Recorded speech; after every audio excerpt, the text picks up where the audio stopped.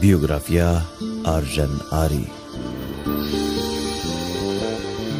پەسکۆڤیەک ji beriya Mêrdînê şêrgeleyekî welatê bênav bû, qumriyekî deşt û çolên Kurdistanê, qeyserê êş û janên bêdixû bû. Di dilê wî de neçar lê Kurdistaneka tenê hebû.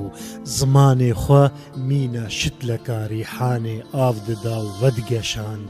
Di nav lep û qîlên penceşêra Xeddar de jî gul dikirin gul, keser û kovan dikirin çîçek û beybûn û mîna dawetnameyên şahiyê mêranî û hezkirin di dilê hevzimanên xwe de diçand û ken û girnijîn li ser rûçikên wan belav dikir. Navê wî Arjen Arî bû. Singapur bibin bibin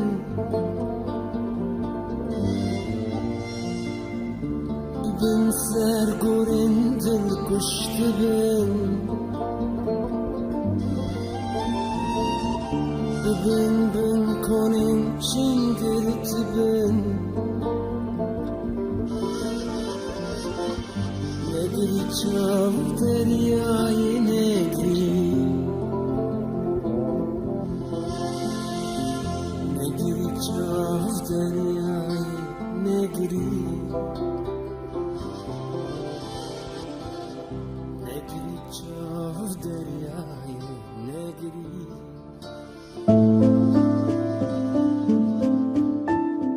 هەلبەستڤان û nivîskarê Kurd Arjen Arî sala 1956 li herêma Omeriyan gundê Çalê yê li devera Mehsertê ya Nisêbînê li parêzgeha Mêrdînê li Bakurê Kurdistanê hate serrûyê dinyayê.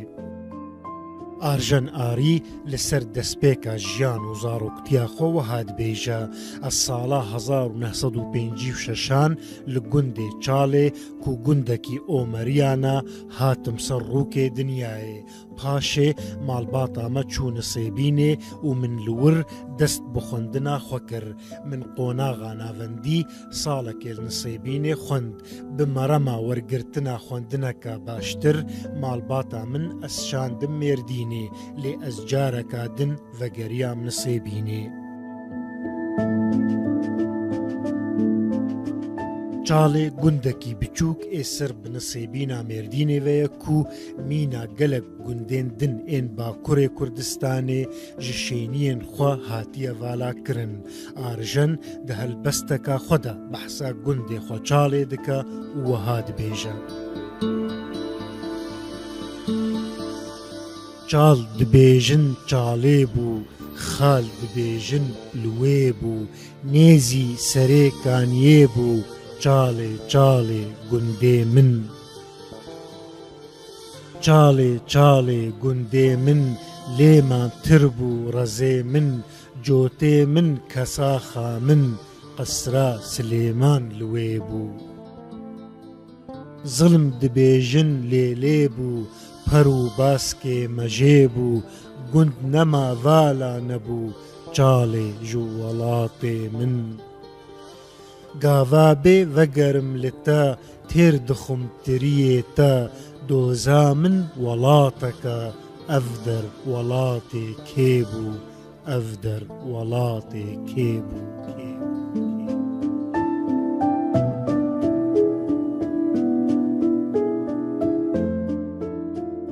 سالا 1979 Arjen Arî li peymangeha perwerdê li Amedê beşa zimanê Tirkî xilas kir. Her çi qasî di destpêkê de çend helbest bi zimanê Tirkî jî nivîsan dibin, lê Arjen hemû kar û berhemên xwe yên edebî bi Kurdî nivîsandin. Berî vê bi 3 salan ango sala 1976 ji ber weşandina belavokekê Arjen Arî li bajarê Nisêbînê hate girtin. Wê çaxê polîsan helbestên wî desteser kirin.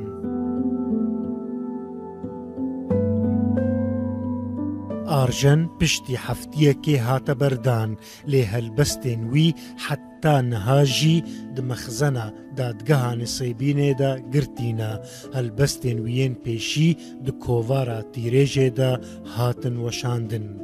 پشتی دەربەیە لەشکەری یا 12 ئێلوونە 1970 لە ترکیە ئارژەن ئاری لە وڵاتما لێ هەلبەستێن وی di کۆڤارێن لە دەرڤەی وڵاتدا هاتن وەشاندن وەک چرا، بەربانگ، پەلین، ڕەوشەن، نودەم و هەن کۆڤارێن دن. هەروەها پاشێ نویس و هەلبەستێن وی لە باشوورێ کوردستانێژی di کۆڤارێن مینا پەیڤ، نوبوون و کارواندا هاتن وەشاندن.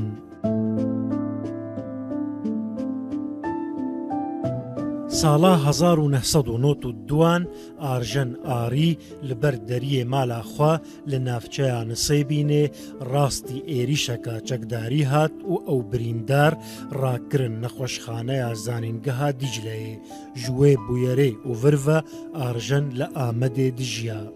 ئارژەن ئاری چەند بەرهەمێن گرانبووها لە پەی خۆهشتن کو دناوبەرە ساڵێن 1999 و حتا کۆچاویە داوی هاتنە چێکردن ji دیوانên wîyên helbestan ramûsan min veşartin li geliyekî ev çiya rûspîne, destana kawa, erotîka, şêrgele, çilçarîn, payîza peyvê, kulîlkên behîvan, gorî û bindest. Ev gelî dem spî aso spî ba guzan ev gelî geliyê zîlan di çend kêjan werbûm û rabûm tev de bîst û neh bûm navekî min bû şikestin navê din bû serhildan. ئارژەن هەروەها ساڵا 2008 پرتووکە باکوورێ هەلبەستێ ئانتۆلۆژیە هەلبەستە باکوور نویساند کو ji aliyê weşanên yekîtiya nivîskarên Kurd li Duhokê hate çap û belavkirin. Di 2010 de jî Arjen pirtûka çîrokan a bi navê Bîhoka li pişt sînor weşand. ئاری چەند پرتووکێن جەڕباندنان ژی نویساندن وەک خاسەنەزەر و خامە سوحووری کاغەز شیارما. هەروەها پرتووکە هەلبەستان ئابناوێ شعر و سینۆرژی نویساند و پشتی وەفاتاوی هاتە چاپکردن.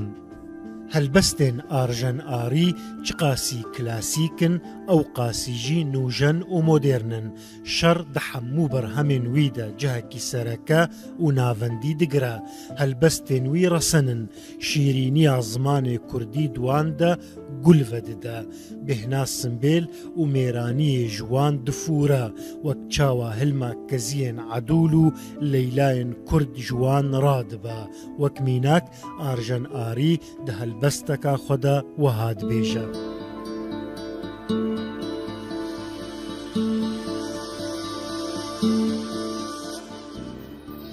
دقادا شەڕدا پشتامە نەگەیشت عەردێ دەشاهد بڤێ ڤاهەرە کۆل مراتکار بە بەخت و ئۆل ڤاجوودی و ڤایە ئەڤ ئاخ لە پشتەکێ بگەری ڤانە ئەڤ نەمرودە ئەڤ ئاگریە ئەڤ سیپانە کیژانە نەڕووسپی حەیران بێڕۆمەت کیژڤانە ڕۆناکێ لێدا چرووسی کراسێ لە بەژنێ قەڕسی قەلەم سڵتانە ئەنیمێرە و دێرسمی ئەڤ چیا توژکە حەیران ئەڤ چیا دەستبراکێ سیپانە کو دبن بەرفێ دەمانە با هوو دکە منزر پوچی پوچ دکە زڤستانە بە پڵنگێن پێشیرە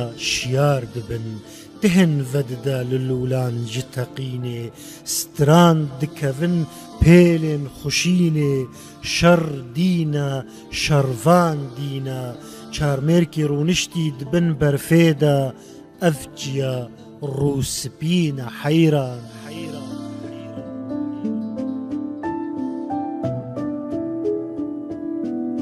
هەفپەیڤینەکە بدیارنامەیەرە ئارژەن ئاری بەحسا هەن بیر و باوەریên خوا و سەرپێهاتیا خۆیا بە هەلبەستێرە دکە و وەهات بێژە. ئەز هەنێک جاران خۆمینە هەلبەستڤانەکی دبینم شاهد هەنەک و دە ساڵێن هەفتەییدا من گۆتیە ئەزێ هەرم سوێدێ و ببم هەلبەستڤان ئاخر ئەز نەچووم سوێدێ لێبەلێ ئەز بووم هەلبەستڤان هەلبەست هەر لە تەنگالا منما و من ئەومینە منداڵێکی بخۆرە وردە وردە مەزن کرد. ئەی ئاخ بقاسی بمرن شتە حەزکردن و مرن bi her mirinê mirin bi min şêrîntir kirin bi kêl bêkêl kîjan dildayî rakin ji qebrê her yekî temenek bexşî te kirin bi qasî bimirin ji te hez kirin û mirin bi her mirinê mirin bi min şêrîntir kirin bi kêl bêkêl kîjan dildayî rakin ji qebrê her yekî temenek bexşî te kirin. ئارژەن ئاری نەتەنێ دە هەلبەستên xwe de sînorên ku Kurdistan parçekirine ji holê rakiribûn lêbelê di jiyana xwe ya rojane de jî mirovekî Kurdistanî bû. Peywendiyên wî yên bihêz bi rewşenbîrên binxetê re hebûn û çend cara serdana wir jî kiribû. Her wiha wî cegerxwîn ji xwe re wek sembol û pêşeng didît û digot ji roja roj de ez xwe wek şagirtê cegerxwîn dibînim bandora cegerxwîn li ser helbesta min cihekî girîng heye. هەلبەستڤان ئارژەن ئاری ku demek bû ji ber nexweşiya giran a penceşêrê li nexweşxaneyê dihat dermankirin di roja sîyê cotmeha sala 2012 de li Ameda Bakurê Kurdistanê xatirê xwe ji jiyanê xwest û li goristana Yenîkoyê ya Rezana Amedê bi axa sar hate spartin.